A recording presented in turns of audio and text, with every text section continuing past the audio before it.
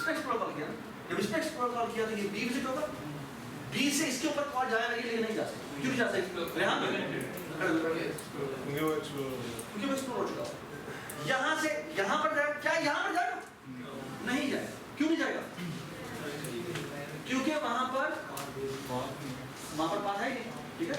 So actually ये देखिए, ये वाला कंपोनेंट है ये दोनों के दोनों के विजिटेड क्या हो जाएंगे? ट्रू हो जाएंगे। सो एक्चुअली बी और ई हमारे पास आ, ठीक है? क्या है? बी है ना, बी के ऊपर एक्सप्लोर कॉल करना है, करो कॉल एक्सप्लोर क्या करना है?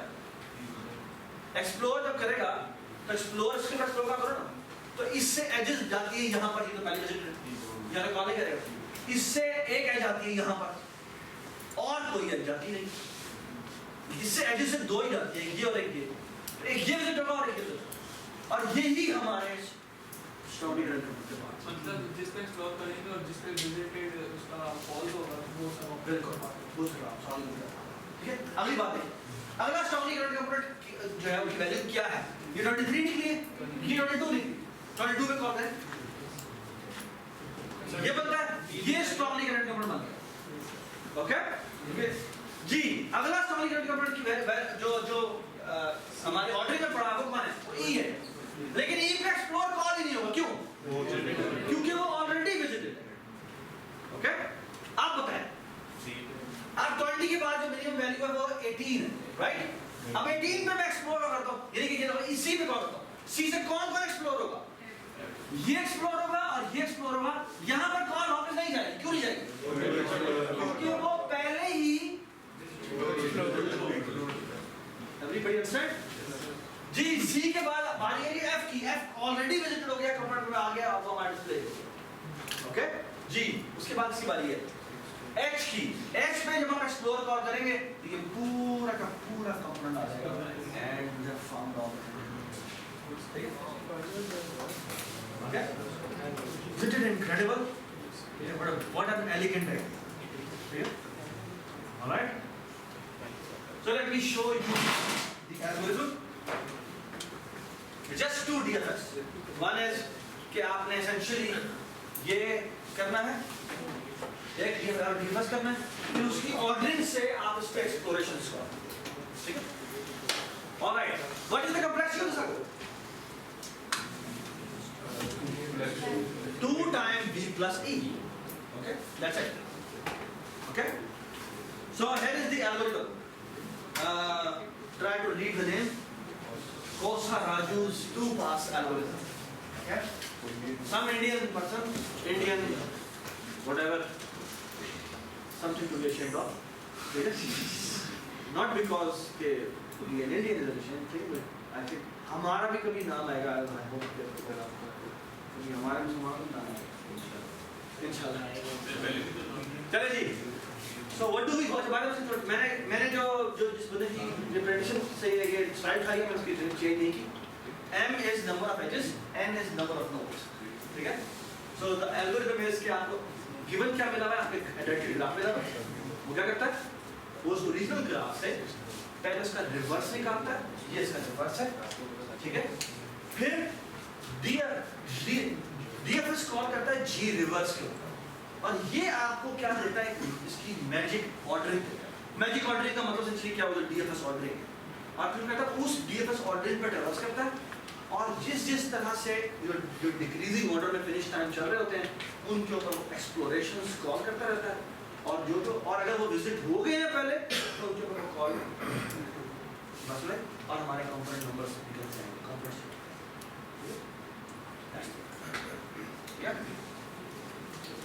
थैंक यू, आप सारे बैठे। ऑलराइट, अच्छा मेरा आपसे एक सवाल, नरमी, अगर मैं आपको कहता हूँ कि A से लेकर B तक पाथ निकाल, A से लेकर B तक इसमें पाथ क्या है?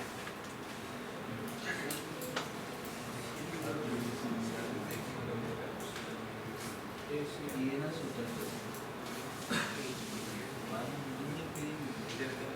जी बेटा बताएं, A से लेकर B तक पाथ क्या है? हाँ सॉरी ए से, अब एक तरीका ये कि मैं ए से बी पे डायरेक्ट जाऊँ, अब एक तरीका ये है कि मैं ए से डी पे जाऊँ, डी से जी पे जाऊँ, जी से एच पे जाऊँ, एच से सी पे जाऊँ, फिर सी से एफ पे जाऊँ, फिर एफ से जे पे जाऊँ, जे से आई पे जाऊँ, आई से ई पे जाऊँ और आई से फिर डी पे है ये भी रास्ता।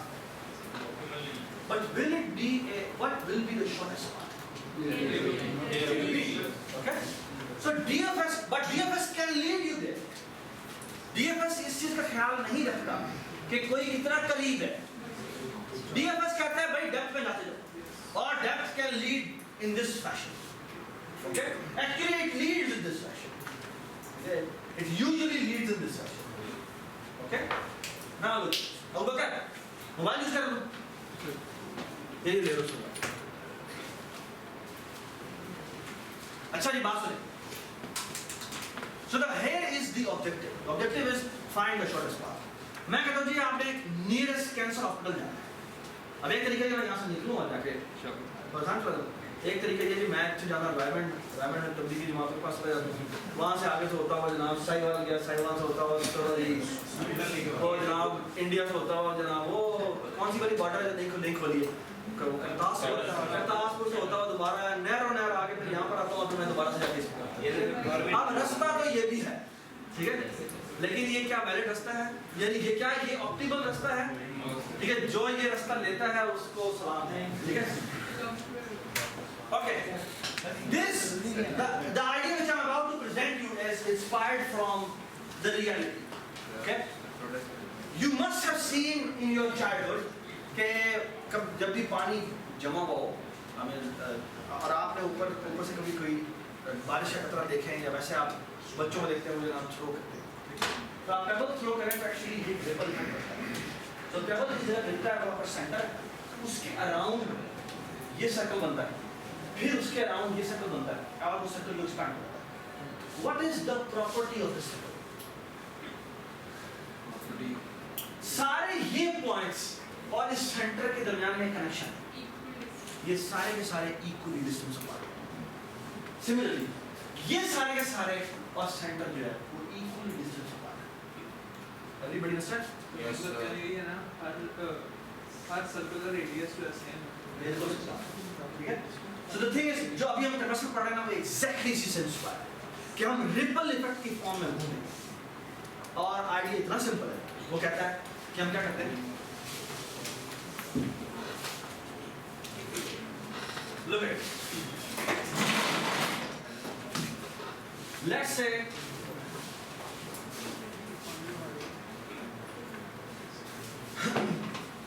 ये मेरा सेंटर है, ये मेरा सेंटर है ठीक है। यहां पर मेरे वर्टिसेस पड़ेंगे A, B, C ठीक है। But I was going to do this. I will going to do the following.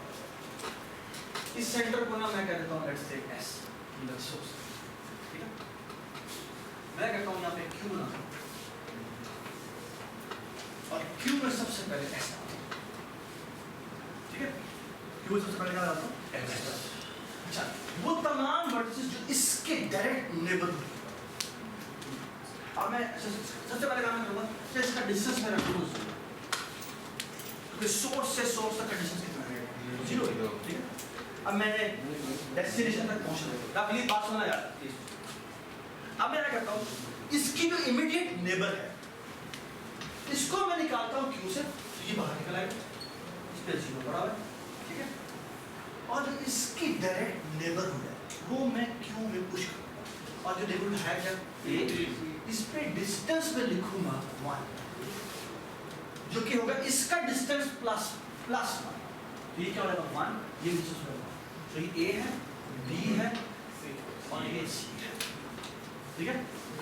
Now अब मैं A की मैं A अब A अब Q के टॉप पर काम करो A पर मैं A को निकालूंगा बाहर। अब मैं A की नेबरहुड पुश करता हूँ किधर Q और उनके डिस्टेंसेस क्या होंगे उनके डिस्टेंस होंगे जो इसका डिस्टेंस कंप्यूट किया हुआ है +1 so all the neighbourhoods of this यानी कि फॉर एग्जांपल मैं कहता हूँ A का चाइल्ड 1, वो डिस्टेंस होगा 2, A का चाइल्ड 2 डिस्टेंस होगा 2, और A का चाइल्ड 3 इसका भी डिस्टेंस होगा 2। 2 क्यों है? सबका डिस्टेंस 2 क्यों है?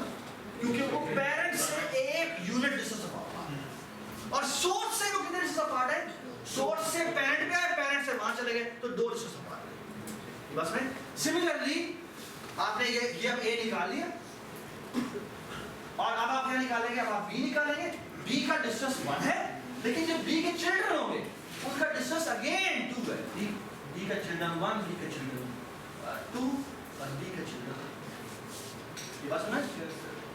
In this fashion, if you keep pushing in the queue and taking out, you will going to visit vertices in a ripple effect form. Okay? And if now look at this. The difference is not a small one. The difference is a huge one. अगर मैं आपको कहता हूँ कि आपके पास एक graph है जिसमें बिलियंस ऑफ पॉइंट्स हैं, अब अगर आप मैं कहता हूँ कि गूगल मैप में बात करें, अब गूगल मैप में का अगर मैप देखो तो वो पता नहीं टेराबाइट का होगा, ठीक है? अगर वो टेराबाइट बहुत ज़्यादा हमने कर दिया तो लेट्स से हम एटलीस्ट भी अगर हम देखें तो आपके मोबाइल पे नहीं आता, आपके मोबाइल की मेमोरी से तो बाहर है। अब अगर मैं आपको कहूँ कि जो आप अगर आपने जो मैं कहता हूँ फलानी जगह से फलानी जगह जाओ और उसके लिए वो DFS लगाता है, अगर DFS लगाएगा तो उसको पूरे का पूरा पोटेंशियली उसको तमाम वर्टिसेस जो है वो क्या करने पड़ सकते हैं। But in BFS what it will going to do is it will going to go into the nearest neighbor, और जैसे ही nearest neighbor में मिलेगा उसको वहीं पहुंचेगा, ठीक है? और पूरे पाथवे में हम उसका पेरेंट सेट करते हुए जाते हैं, और जब आप अपने डिसीजन में पहुंचते हैं उसका पेरेंट सेट हो चुका होता है, आप क्या करेंगे? आप उसके पेरेंट से वापस आते जाएंगे जब तक कि आप अपनी सोच में पहुंचते हैं। लुक एट दिस, एग्जैक्टली हम तमाम ग्राफ। अच्छा एक बात है, ये जो BFS मैं बता रहा हूँ ये BFS विजिट है, यानी एक्सप्लोर है। वो था DFS एक्सप्लोर, ये जो है वो क्या है? ये BFS एक्सप्लोर। ऑलराइट, ये बात समझ नहीं है? मैं ये जो BFS कह रहा हूँ ये आप लोगों को हमने एक्सप्लोर पढ़ा था और फिर हमने DFS पढ़ा, ठीक है? इसमें एक सोर्स पास हो, यानी इसके ऊपर जो कनेक्टेड कंपोनेंट है वो निकालो और उसके पेरेंट सेट कर दो कि वो अपने सोर्सेज से कितने डिस्टेंस अपार्ट है, ठीक है? चलो सबके कलर में व्हाइट कर दिए, सबके डिस्टेंसेस हमने इन्फिनिटी कर दिए, और u dot pi is equal to 0 कर दिया। इंडिपेंडेंट हमारा क्या है? 0, ठीक है? हम ये क्या करते हैं? s dot colour is equal to gray, s dot d is equal to 0, ये सोर्स का डिस्टेंस जो है अपने आप से 0 है, s dot parent is equal to null, q empty की, और हमने इसमें s में इसको पुश कर दिया, ठीक है? अब जाएंगे q से हम dq करते हैं, तमाम एजेस को ऊपर जाते हैं, अगर वो कोई भी हमें ऐसी मिल जाती है जो कि वाइड है तो उसको क्या करते हैं? उसको ग्रे कर देते हैं, यानी वो अंडर प्रोसेसिंग है, और उसका डिस्टेंस u के डिस्टेंस से +1 कर देते हैं, और इसका पेरेंट किसे करना है? पेरेंट u, और इसे q और शिफ्ट बाहर आ गया करेंगे u dot colour is equal to black. ये एक while लूप है, ये while लूप तक चलेगा जब तक हमारी q ये क्या हो गया? यूज केस क्या? वो BFS क्या है? हाँ जी, एक छोटी सी बात थोड़ा सा इसको ड्राइव कर लेते हैं, देखा हम सारी चीज़ काफी क्लियर हो जाएगी। सबसे पहले ये क्यू में सोर्स पड़ा हुआ है, इसका डिस्टेंस 0 है, बस इसका डिस्टेंस जो है इन्फिनिटी, ठीक है जी? क्या होगा? इसका डिस्टेंस और इसका डिस्टेंस दोनों कितने सेट हो जाएंगे? 1 सेट, और इन दोनों के पेरेंट कैसे हो जाएंगे? इन दोनों का पेरेंट s सेट, ठीक है? ठीक है, इधर आ रहा हूँ 1 सेट हो गया, ठीक है? इसके बाद किससे चलना है? क्यू में क्योंकि W है पहले, तो पहले इसके सेट हो गए ये और ये, इन दोनों में क्या वैल्यू आ जाएगी? 2 वैल्यू आएगी, और इन दोनों के पेरेंट सेट हो जाएंगे। पेरेंट मैंने यहाँ पर नहीं लिखा है, ठीक है? T और S क्यू में आ गया, फिर क्यू में R है, R से आप किसको विजिट करेंगे? R से आप V को विजिट करेंगे, ठीक है? इसका डिस्टेंस कितना होगा? इसका डिस्टेंस 2 है, ठीक है? क्योंकि R डिस्टेंस 1, ठीक है? उसके बाद U की बारी आएगी और उसके बाद Y। अगर R से H और G में डिस्कनेक्ट करता है, क्या R से शाबाश, अगर वो डिस्कनेक्ट होता, अगर ग्राफ BFS आमतौर पे चलाते हैं ना, तो हम अज्यूम करते हैं कि हमारा ग्राफ जो है वो हमारा कनेक्टेड ग्राफ है, ठीक है। अगर ग्राफ कनेक्टेड नहीं है, बात सुने, अगर ग्राफ कनेक्टेड नहीं है तो फिर उसका सोर्स से डिस्टेंस कितना होना चाहिए? जीरो तो नहीं, क्यों वन होगा? मैं वहां पर पहुंच ही नहीं सकता, तो वो डिस्टेंस इंफिनिटी होना चाहिए और वो इंफिनिटी ही रहेगा, बस नहीं। हाँ, अगर आपको कह दी फॉर एग्जांपल मैं एक और भी प्रॉब्लम दसता हूँ, लेट्स से कि अगर मैं इसी अंदर को मॉडिफाई करना चाहता हूँ और मैं कहता हूँ प्लीज बात सुने, मैं कहता हूँ कि आपके पास ना सोर्सेज है, लेकिन अब सोर्सेज एक नहीं है। लेट्स से आपने किसी शौकत खान लाइब्रेरी से लेबोरेटरी से, और आपने करना क्या है कि आपने हर जगह पर बताना ये है कि इस घर से नियरेस्ट लेबोरेटरी कौन सी है, बस ना। तो अब सवाल ये है कि हर एक के ऊपर मैं डिस्टेंस कंप्यूट करके रखना चाहता हूँ, तो कैसे चलाएंगे? थिंक अबाउट, ठीक है। अब ये एक सवाल मेरे असाइनमेंट में है, ठीक है। ऑलराइट, यही एल्गो हमारा जो है वो उसमें दिया हुआ है,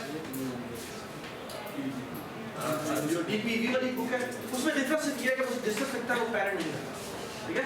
और वो कहता है कि अगर क्यू में सबसे पहले ऐसा होता है, और कहता है कि क्यू जब तक एम्प्टी नहीं होती वो निकालता है, और यहाँ क्या कहता है, अगर फॉर ऑल एजेस, अगर जिसकी तरफ वो जा रहा है जो v है उसका डिस्टेंस अगर इंफिनिटी है तो वो उसको क्यू में सेट कर देता है, उसका डिस्टेंस जो है वो सेट कर देता है डिस्टेंस u प्लस, ठीक है। ऑलराइट, आखिरी बात प्लीज बात सुन ले, ये आपका BFS है, ठीक है। ये BFS एक्चुअली इस BFS एक्सप्लोर के मुताबिक, ओके। ये जो DFS है, अभी मुझे मैंने सवाल बताया ना, क्या सवाल बताया कि लेट्स से डिस्कनेक्टेड रीजन्स हैं, और उन डिस्कनेक्टेड रीजन्स में क्या है, उन डिस्कनेक्टेड रीजन में इस एरिया का सोर्स ये है, इस एरिया का सोर्स ये है, इस एरिया का सोर्स ये है, तब हम कह सकते हैं कि वो फिर वो इसके बिल्कुल इक्विवेलेंट है। वरना अभी जो हमने काम किया BFS वाला, तो BFS एक्चुअली नहीं है, ये BFS एक्सप्लोर, ओके। ऑलराइट, क्योंकि एक वर्टेक्स से सारा करंट कंपोनेंट, ठीक है। अच्छा, आपकी साइड में एक सवाल है, और सवाल ये है कि आपको एक 2 डायमेंशनल मैट्रिक्स दी हुई है, प्लीज बात सुनें। आपको ones are walls, you cannot cross through, these are prohibited spaces, okay. Zeros are empty spaces, you can go through it, okay. 2 is the location of the prisoner, जहां पर prisoner इस वक्त मौजूद है, ठीक है। 3 is the door, okay. And what do you want to do? You want to find out कि आप 2 से 3 पर nearest possible path में कैसे पहुंचे, आप nearest possible path में कैसे पहुंचे, okay. Look at this, एक मिनट प्लीज बात सुनें। ये मैंने कोड लिखा हुआ है, लोड मैप वगैरह का, यही प्रिंट मैप का कोड है, ठीक है। अच्छा, ये एक मेरा कोड है जो करता ये है कि ढूंढता है कि प्रिजनर इस वक्त किस जगह पर है, तो ये देखो, ये वेक्टर ऑफ इन बिलो, ये ट्रेवर्स करेगा, जैसे ही 2 मिलता है PRPC जो कि बाय रेफरेंस मिला है उसको साइन करता है और रिटर्न करता है, ठीक है। Late me show you the code for DFS, ये तो मेरा DFS है,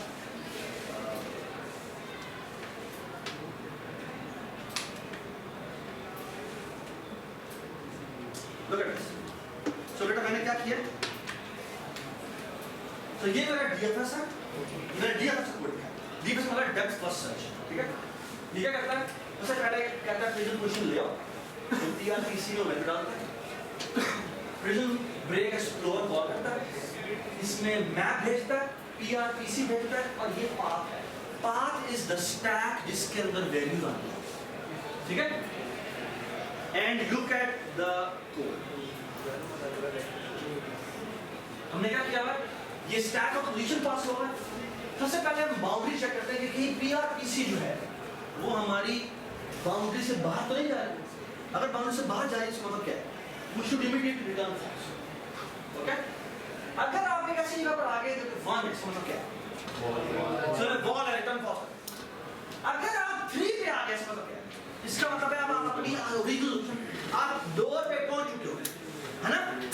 अब आप पता करेंगे इस वक्त जो रिकर्सिव कॉल में पूरा पोजीशंस होगी वो आपकी एक्चुअल पाथ है।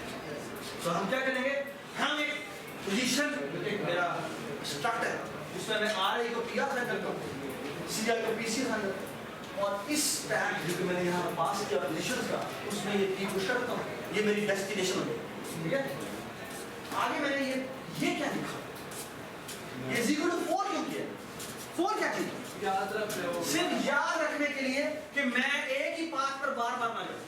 तो अगर मैं ऐसे पाथ पे आता हूं जो 4 ऐसा मतलब है यहां से निकल जाओगे आप इनफिनिट लूप आते के साथ ही मैं मैप के PRPC को 4 करता हूं, यानी ये रिमेंबर कर लेता हूं कि अब यहां पर नहीं जाना। आप देखें मैं यहां पे एक्सप्लोरेशन कॉल कर रहा हूं, जो कि मेरी रिकर्सिव फिफ्थ कॉल है। अब एक्चुअली याद है हमने ग्राफ के अंदर जब काम किया था तो हमने नेबरहुड की कॉल की, है ना। यहाँ पर हमें नेबरहुड के लिए लूप लगाने की जरूरत नहीं है, क्यों? क्योंकि हमें पता है इसके नेबरहुड कहाँ है, एक ऊपर, एक इधर, एक राइट में और एक लेफ्ट पे। हमें क्या 4 पॉइंटर सेव करने की जरूरत है? नहीं है। तो हम एक्चुअली यहाँ पर डायरेक्ट कॉल करेंगे किसके ऊपर, PC+1 के ऊपर, PC-1 के ऊपर, PR+1 के ऊपर, PR-1 के ऊपर। अगर मैं इसको एक भी 2 रिटर्न कर दे तो इसका मतलब पाथ मिला था इस तरह से, तो इसका मतलब मैं बजाते खुद जो हूँ उस पाथ का पार्ट, तो मैं अपनी पोजीशन जो है वो भी एक पोजीशन में सेव करूंगा, स्टैक में पुश करूंगा और यहाँ पर and look at this is the code.